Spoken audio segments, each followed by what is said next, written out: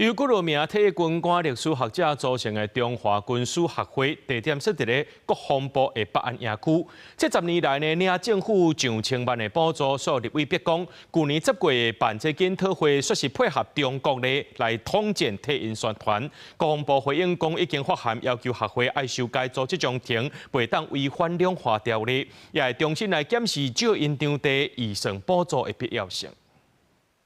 這是退役的軍官、歷史學者對軍事有興趣的人組成的民間團體中華軍事學會，實質是設在國防部北安營區，說紅標出議事配合統戰。中華軍史學會10年來領了政府將近1000萬元的補助，現在卻被爆出去年10月舉辦的學術研討會，竟然配合中共的統戰宣傳論述。國防部所資助、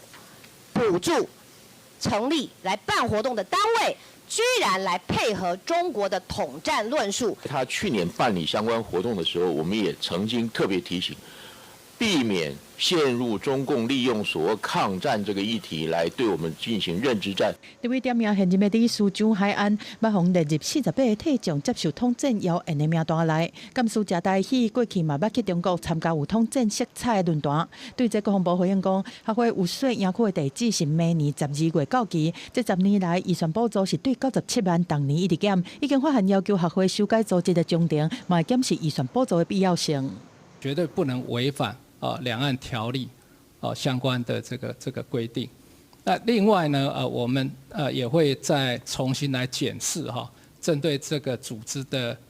功能效益。另外，中國最近幾年是加大對台灣的滲透，鎖定咱國的公務員。陸委會接到移民署和軍務署的2個考員，頂個月去中國觀光，沒想到中國的國安人員說在半暝無預警入去飯店甲因盤查，問因家庭成員和經歷去中國的目的和工作內容。中共在事前就已經掌握這些公務人員的相關資訊，而且他的行程住哪裡，他們都知道。也許你的職級不夠高，官位不夠大，